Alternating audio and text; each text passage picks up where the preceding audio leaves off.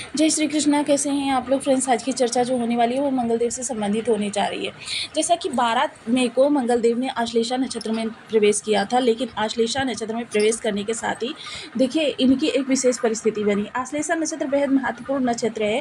किसी भी ग्रह के प्रभाव को सिर्फ हम राशि के अनुसार ही नहीं देख सकते, उसके नक्षत्र का भी जानना बहुत आवश्यक होता है। जब हमें उसके नक्षत्र के बारे में पता होता है तो क्या होता है कि उसकी हम सही प्रेडिक्शन कर सकते हैं।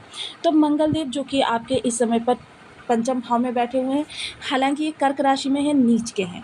लेकिन क्या है, जब भी कोई इस प्रकार का योग बनता है नीच का, क्योंकि मंगल जो कि बहुत ही पराक्रमी ग्रह हैं, अगर इनको नियंत्रित ना किया जाता तो ऐसी स्थिति में मंगल विनाश की स्थिति उत्पन्न कर सकते थे। वहीं देखिए सूर्य ने पहले केंद्र योग बनाकर और उसके बाद में यहाँ से लाभ संबंध बनाकर, क्योंकि सूर्य एकमात्र ऐसे ग्रह हैं जो मंगल के अरिष्टता को, सूर्य और गुरु जो मंगल के अरिष्टता को कंट्रोल कर सकते हैं। और मंगल के पास देखिए एक ऐसी ऊर्जा है कि जिस ऊर्जा को अगर आपने नियंत्रण में ले लिया, चाहे ये उच्च के हों चाहे ये नीच के हों, किसी भी अवस्था में हो, क्योंकि ये ऊर्जा है, बल की ऊर्जा है। अगर इसको आपने नियंत्रण में ले लिया, इसको सही दिशा दे दी, तो हर दृष्टिकोण में उच्च हो या नीच हो, हर दृष्टि में ये आपके लिए अच्छा करके जाएंगे। अगर इसको आपने अनियंत्रित छोड़ दिया तो उस बेलगाम घोड़े की तरीके से हैं जो आपको ले जाकर खाई में पटक देता है।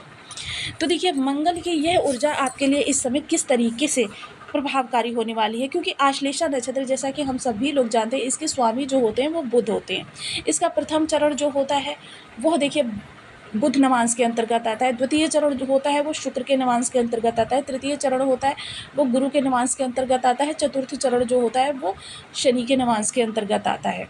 और कुछ विद्वान ये भी कहते हैं कि इसके चारों ही चरणों पर राहु का आधिपत्य होता है। तो इस तरीके से ये आश्लेषा नक्षत्र में मंगल के प्रभाव जो होते हैं बहुत ज़्यादा बढ़ जाते हैं। अब जैसा कि हम सभी लोग जानते हैं, मंगल देव जो है बल, पराक्रम, साहस, कार्यों को करने में लगने वाली ऊर्जा या उत्साह, मानव शरीर में बहने वाले रक्त, युद्ध, वेपन, क्रोध, गुस्सा, अहंकार, भूमि, भवन, वाहन के कारक माने जाते हैं मंगलदेव। भाई बंधु, मित्र बंधु भी मंगलदेव ही माने जाते हैं। तो ऐसी स्थिति में मंगलदेव जब आश्लेषा नक्षत्र के तृतीय चरण में प्रवेश करने वाले हैं तो आपके लिए किस तरीके से स्थितियां बनकर आने वाली हैं। आप तृतीय चरण में मैंने इसलिए कहा क्योंकि यहाँ पर शुक्र के साथ इनका संबंध बनेगा, और मंगल की शुक्र की जो संबंध होते हैं वो भौतिक दृष्टिकोण से तो बहुत ही उत्तम होते हैं, लेकिन अगर नैतिक दृष्टिकोण से देखें तो ये आपको पतन की गहराई में लेकर जाने वाले होते हैं।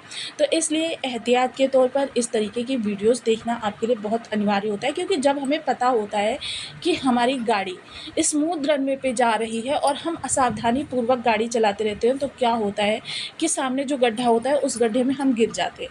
किंतु हमें पता होता है अगर कि हम रनवे पे तो चल रहे हैं लेकिन आगे हमें एक गड्ढा भी मिलने वाला है, तो उस संभाल कर वहाँ से हम निकल जाते हैं। और क्या होता है, हमें ना तो मानसिक क्षति होती है, ना आर्थिक क्षति होती है, ना ही फाइनेंशियल किसी प्रकार का लॉसेस होते हैं। तो इसलिए देखिए इस तरीके के जो निगेटिव वीडियोज़ होते हैं उनको अवश्य देखा करें। तो देखिए यहाँ पर मंगलदेव की स्थिति जो है उसके अनुसार आपके लिए कुछ विशेष सावधानियाँ भी रहेंगी, और हालांकि अगर इस ऊर्जा को आप सही दिशा में लगा कर रखेंगे तो आपके लिए बहुत ही उत्तम स्थिति भी निकल कर आने वाली है। तो यदि आपके लग्न में 12 नंबर बना हुआ है तो ये राशिफल आपके लिए है। यदि कुंडली में कहीं भी चंद्रमा के साथ 12 नंबर बना हुआ है तो ये राशिफल आपके लिए। कुंडली ना होने की स्थिति में आप इसे नव राशि से भी देख सकते हैं। यदि अभी तक आपने अपने इस चैनल को सब्सक्राइब नहीं किया है तो प्लीज़ सब्सक्राइब कर लीजिए, वीडियो को लाइक कर दीजिए, चैनल को शेयर कर दीजिए। इससे होगा क्या कि हमारे आने वाले हर वीडियो की नोटिफिकेशन मिल सकेगी आपको सबसे पहले। एक प्यार से कमेंट करना बिल्कुल ना भूलें, कमेंट से हमें बहुत मोटिवेशन मिलता है, हौसला मिलता है, और यह पता चलता है कि आप और क्या जानना चाहते हैं। तो देखिए मंगल जो कि पंचम भाव में बैठे हुए हैं, तो इस समय मंगल देखिए, मंगल अगर शुभ होते हैं तो आपको धीर वीर गंभीर भी बनाते हैं, लेकिन मंगल क्या होता है कि अगर इनमें थोड़ी सी निगेटिविटी आ जाती है तो आपके ही अंदर गुस्से की अधिकता को बहुत ज़्यादा बढ़ा देते हैं। मंगलदेव स्वयं कुछ नहीं करने आते, बल्कि आपके अंदर जो इन ग्रहों की ऊर्जा विद्यमान है वही ऊर्जा आपसे वो कार्य करवाने लगती है जो या तो आपको ऊंचाई की ओर लेकर जा सकता है या फिर पाताल की गहराई की ओर लेकर जा सकता है। सबसे पहले यहाँ आपके विचारों में आक्रामक स्थिति आएगी, हालांकि यह स्थिति जो है आपके क्रियाकलाप में नहीं आएगी, अन्यथा स्थिति बहुत विषम हो सकती थी, लेकिन विचार आपके सदैव इस दौरान आक्रामक रहने वाले हैं। सपोज कीजिए कोई निगेटिव आपने न्यूज़ पढ़ी या देखी टीवी पर, तो क्या होगा कि आक्रामक स्थिति, बस मैं वहाँ पर पहुँच जाऊँ और उसका मैं ये कर दूँगा वो कर दूँगा, कि मतलब उसका मर्डर तक की आप कल्पना कर लेंगे। तो इस तरीके के विचार रहने वाले हैं। लेकिन यही विचार अगर आप अपने कर्म से जोड़ देते हैं, अपनी जो क्रिएटिविटी है उससे जोड़ देते हैं, तो ये विचार आपके लिए बहुत ज़्यादा लाभ निकाल कर ला सकते हैं।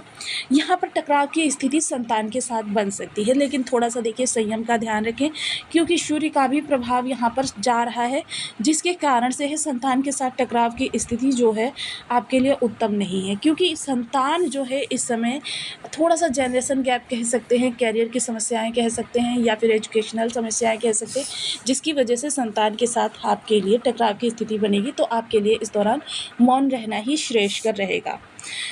बात करें स्टूडेंट्स वर्क की, तो देखिए थोड़ा सा मन डाइवर्ट होता हुआ देखा जाएगा, लेकिन क्या होगा, स्थिति को स्टूडेंट्स वर्क संभाल लेगा। चर्चा करें प्रेम संबंधों की, तो देखिए यहाँ पर भी ईगो, अहंकार, अग्रेशन, ये सारी चीज़ें देखी जाएगी। मिसअंडरस्टैंडिंग तक की स्थिति बन सकती है। शेयर मार्केट से जुड़े हुए लोगों के लिए यही कहा जा सकता है कि अभी आप थोड़े समय रेस्ट करें। चतुर्थ दृष्टि सप्तम अष्टम स्थान पर जाएगी, तो देखिए दुर्घटना के योग बन सकते हैं। इस दौरान गाड़ी चलाना, वाहन, ये इस तरीके के चीज़ें आपको हाथ के फ्रैक्चर की शिकायतें दे सकती हैं। क्योंकि हालांकि आश्लेषा नक्षत्र बहुत परोपकारी है, बहुत ही संयम से कार्य कराने वाला है, बहुत ही आपके जीवन में इस चीज़ों को मैनेजमेंट के साथ कराने वाला है, लेकिन गुस्सा भी ये बहुत ज़्यादा देता है। और धर्म से जुड़ा हुआ ग्रह होने के कारण धार्मिक रहना भी आपको बहुत ज़रूरी है। वहीं देखिए, क्योंकि ये भूमि भवन वाहन के कारक होते हैं, तो इस समय देखिए आपके प्रॉपर्टी संबंधी विवाद भी कुछ आपके सामने आ सकते हैं, इश्यूज आ सकते हैं। तो यहाँ पर इन चीज़ों के प्रति आपको इस दौरान काफ़ी सोच विचार कर, देखिए एकदम अग्रेशन से, क्योंकि इस दौरान आपका गुस्सा 7वें आसमान पर होगा, आपका गुस्सा बढ़ता हुआ देखा जाएगा। तो इस दौरान क्या है, हर चीज़ को संयम की दृष्टि से देखना ही आपके लिए उचित रहने वाला है। मेडिकल लाइन से जुड़े हुए हैं, शल्यक्रिया वगैरह से जुड़े हुए हैं, तो इन चीज़ों में देखिए थोड़ी सी बहुत ही सावधानी की ज़रूरत है, क्योंकि शल्यक्रिया मंगल देव की ही चीज़ें हैं, और इस दौरान अगर आप शल्यक्रिया करवाना चाहते हैं तो थोड़े समय के लिए स्थगित कर दें।